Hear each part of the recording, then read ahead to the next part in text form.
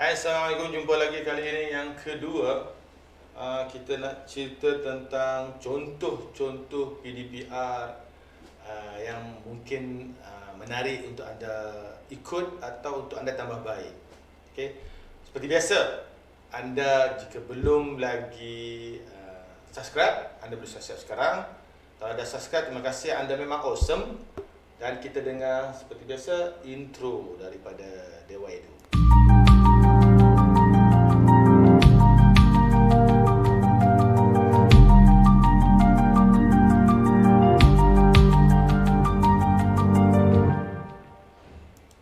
Okey.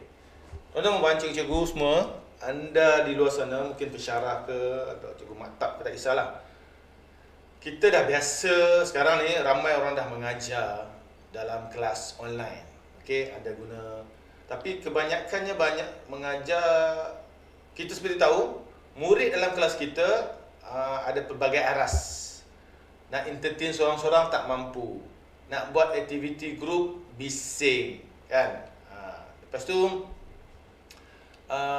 ramai pula yang tak aktif dalam kelas sebab kita tak boleh nak berdepan. Kalau dalam kelas dulu, okay, satu hari kita tunjuk bagaimana kita nak buat aktiviti berkumpulan di dalam Google Meet dengan menggunakan breaking out atau kita nak pecahkan room, banyak room. Seperti anda lihat dekat atas ni, ada main ialah kelas utama. Ada room 1, room 2, room 3. Okey. Apa yang saya buat ialah murid seperti biasa saya akan masukkan link dalam Google Classroom saja. Saya tak masukkan dalam WhatsApp group kumpulan parents. Lepas murid masuk, kita akan brief seperti biasa. Kita akan mengajar seperti biasa, kita akan tunjukkan kita punya OPKK seperti video yang lalu. Kemudian kita terang aktiviti dan kita mengajar seperti biasa. Okey. Kita akan tengok video ni dan saya akan komen sedikit. Okey, contohnya selepas ini dalam chat video, selepas kita biasa saya akan bacakan, biasalah budak-budak kan, kita akan bacakan doa dulu untuk mereka.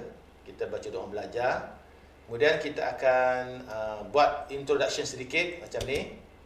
Okey, hari ini contohnya kita nak mengajar laporan, format laporan. Kita bukan nak mengajar macam saya tak terus mengajar sesuatu karangan. Macam karangan sekarang adalah karangan laporan. Saya ajar format dulu. Kita tunjukkan karangan yang dah lengkap, yang contoh yang baik, dan kita suruh dia orang analisa format. Okey, saya tunjukkan format. Ini contoh karangan yang saya ambil daripada blog seseorang. Terima kasih. Kemudian kita tunjukkan format dia. Kita tak suruh dia baca, kita suruh tengok bentuk dan kita minta jangan dia buat jadual. Okey. Okey, selepas kita terangkan ini, seperti biasa, kita teruskan video ni. Selepas kita dah terangkan apa yang mereka perlu buat, saya akan buat breaking room. Kat sini saya tunjuk. Okey. Okey ni. Tuan-tuan tengok dekat sini. Saya dah pecahkan, pada mulanya mereka berada di main room kat sini, kat main room atas ni. Nampak kan atas saya tunjukkan. Okey. Selepas tu saya dah buka 3 room atau 3 bilik. Tujuannya adalah nak pecahkan mereka dalam kumpulan. Yang bestnya adalah dalam breaking room ni, kita boleh mendengar apa yang mereka bincangkan, tapi antara room mereka tak dapat dengar. Hanya orang dalam room 1 je dengar perbincangan, room 2 saja dengar perbincangan, room 3 je dengar perbincangan. Mereka tak interact grup-grup lain. Seolah-olah mereka dah terpisah. Okay? So, dalam main group saya akan letakkan link room 1 dan saya akan sebut nama budak seorang-seorang, siapa yang akan klik link 1 untuk pergi ke room 1. Okey, A, B, C, D. Okey, klik room 1. Mereka akan masuk room 1. Kemudian saya masukkan pula macam sini room 2 dan ini room 3 dan saya akan sebut nama seorang-seorang supaya mereka dapat masuk ke dalam room masing-masing. Okey. Contohnya tengok sini, saya lajukan sikit. Okey. Ini kalau dapat lihat, ini room 1. Hanya ini saja murid yang terlibat. Kita sebagai guru, kita berada di semua room sebab kita nak mendengar pembincangan mereka. Kita nak komen apa yang mereka buat. Tak kisahlah, mereka mungkin berbincang. Bagi yang tak ada masalah mikrofon, mereka mungkin akan berbincang menggunakan message atau type. Ada juga yang tak ada mikrofon. Ada yang ada mikrofon, mereka akan bincang menggunakan mic lah seperti biasa. Dan dari sini kita boleh tengok cikgu-cikgu semua, siapa yang lead perbincangan, siapa yang bersuara dan ada idea. Siapa yang malu ataupun tak ada alat, dia akan tapi kita akan dapat tengok yang silent pun ada, sama macam grup-grup di dalam kelas yang sebenar. Okey. Ini room 1. Okey, kita akan pergi tengok room 1 juga. Saya jap patah ke depan balik. Room 1 ini okey, saya akan present, kita akan present juga di room 1. Sama supaya mereka tak perlu bertukar-tukar, sekejap pergi main room, sekejap pergi ni, tak. So kita akan present benda yang sama di setiap room supaya mereka dapat melihat. Okey. Okey. Masih ada room 1. Kita tengok pula ini kita akan klik room berapa. Sekarang room 2. Saya mesti ini tengok perbincangan dah berlaku di dalam room 2 ni. Dah berlaku perbincangan, ada yang type, ada yang kita tengok ada tak yang sedang bercakap. Okey, mereka sedang aktif berbincang room 2 ni. Kita tahu kelas kita yang mana budak yang banyak memberi idea, kita biarkan dia bercakap dalam kelas masing-masing Okey. Ini okey. Dalam breaking room ni atau breakout room ni, dia juga boleh kita set masa kalau kita nak set masa. Tapi oleh kerana murid tak biasa lagi dengan suasana begini, saya tak setkan masa. Kalau murid dewasa, murid form sekolah menengah, mungkin kita boleh set masa. Ini saya just set masa, saya hanya menggunakan mulut untuk mereka berhenti bertugas atau membuat perbincangan. Okey. So kalau nak set masa, kita set lah satu masa. Dia cara nak bagi breaking room atau breakout room ni ada dua. Satu, kita assign mereka direct ke room, pecahkan bilik siap-siap. Atau macam saya buat, biasanya saya akan masukkan main dulu, ke lobby dulu. Bincang di lobby atau dibincang di main room, kemudian baru pecahkan mereka ke grup. Kalau murid dewasa, murid sekolah menengah mungkin boleh direct ke room masing-masing, sebab mereka dah boleh independen. Kalau murid sekolah rendah mungkin tak sesuai untuk terus ke bilik masing-masing.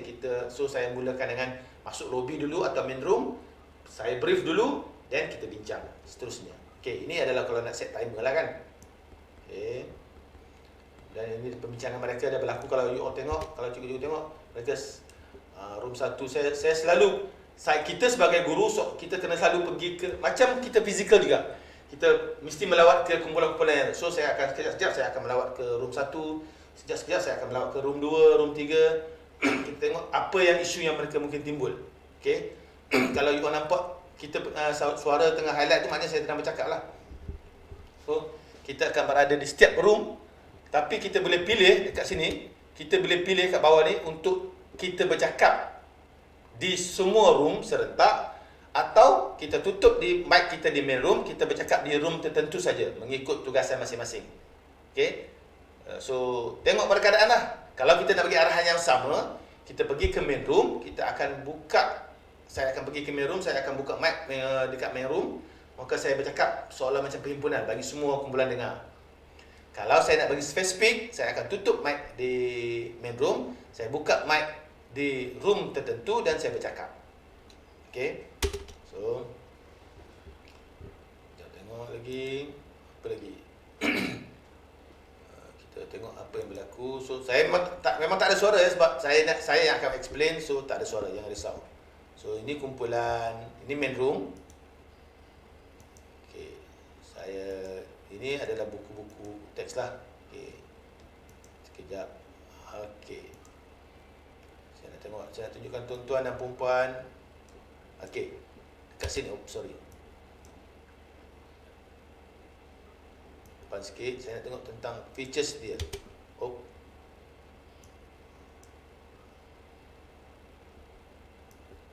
Ni ke depan sikit. Okey ni. Sekejap dia terbuka, tapi kita buka belakang ke depan ada lagi. Okey. Sekejap, ini saya dah tutup. Dekat dalam sesi ni saya menggunakan, kalau cikgu tengok, kalau you all tengok dekat sini, sekejap ke depan, ke depan, ke belakang. Okey. Dekat sini ada function untuk kita terminate room-room tertentu. So sama ada you pangkas seperti biasa atau you guna function yang ada dalam mute and remove participant ni. Maknanya kalau kita nak remove participant room 1, kita klik salah satu button dan dia akan remove semua. So semua akan berada balik kepada room, main room. Tapi kena ingat, kalau kita assign direct link ke room masing-masing, kalau kita terminate, mereka tidak akan ada di lobby atau di main room. Sebab itulah saya masukkan mereka dalam main lobby dulu atau main room. Lepas tu baru saya breakout. Sebab mereka akan stay dalam main room bila kita tutup breakout room. Okey. Okey. Ini pula ialah apabila kita buat revision. Saya guna Screen Peso. Screen Peso ni bagus sebab dia boleh annotate dan dia boleh function-function dekat atas ni banyak untuk kita guna. Okay, dalam kes ni kita boleh mengajar direct menggunakan Screen Peso di Google Meet dan kita tanda apa yang kita bincangkan. Contoh dekat sini, tengok. Saya lajukan tengok. So murid nampak dalam skrin mereka apa yang kita buat. So kita akan tandakan sampai habis, kita tandakan. Okey, saya buka ni sikitlah. Okey. Di samping kita explain, kita dah letakkan poin-poin dekat mana yang mereka harus lihat. Macam kes ni adalah kita nak mengajar format. So saya tunjukkan kat mana benda pentingnya bila laporan format itu ada. So dekat nombor 1 format dia, dekat nombor 2, dekat nombor 3 sampai nombor 8. Dalam kes ni saya ajar 8 perkara penting mesti ada dalam laporan.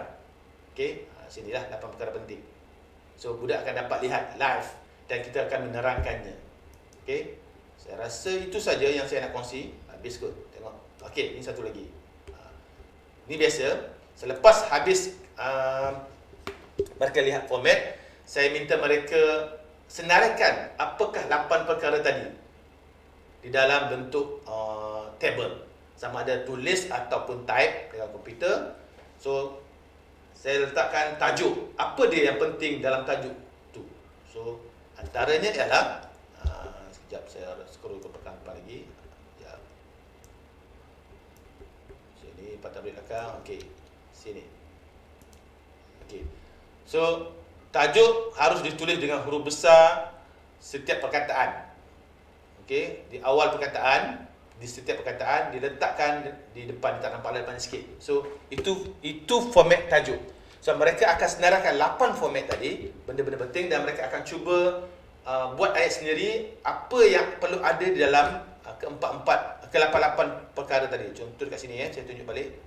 Kat depan ni Hakihan ni. Contohnya dekat sini kan. So saya katakan tajuk of course mesti ada, tapi apa yang dia yang berlaku pada tajuk? Tajuk saya kata mestilah huruf besar di setiap awalan perkataan. L, S, H, A. So itu akan mereka huraikan. So 8 perkara ni mereka mesti tulis apa yang penting dan mereka mesti huraikan supaya mereka ingat bila buat laporan apa 8 perkara kena ada. Apa yang ada pada tajuk, apa yang ada pada nombor 2, apa yang ada pada nombor 3. Nombor 3 ni adalah tarikh kejadian. So bila kita buat laporan, tarikh kejadian mesti ditulis di dalam laporan tu kan. So nombor 3 tu apa? Nombor 3 tu adalah tarikh kejadian. Mereka dah tahu nombor 1 apa, nombor 2 apa, nombor 3 apa, dan sampailah nombor 8. Itu saja. So saya harap perkongsian ini seperti yang saya sebut di dalam video yang lalu, ini bukan lakonan, ini adalah PDP sebenar yang berlaku. Saya cuma nak share bagaimana saya buat PDPR menggunakan Google Meet dan apps-apps yang ada. Saya combinekan semua. Seperti yang lalu kita buat seni dalam PDP, kali ini kita buat breakout room dan juga menggunakan apps yang ini untuk kita menerangkan dengan lebih jelas lagi. So saya harap perkongsian ini dapat bermanfaat pada anda. Jika anda rasa dia berfaedah, mungkin anda boleh share dengan orang lain. Kalau tak berfaedah pun subscribe lagi lah kan. Okey, jumpa lagi. Assalamualaikum. Bye bye.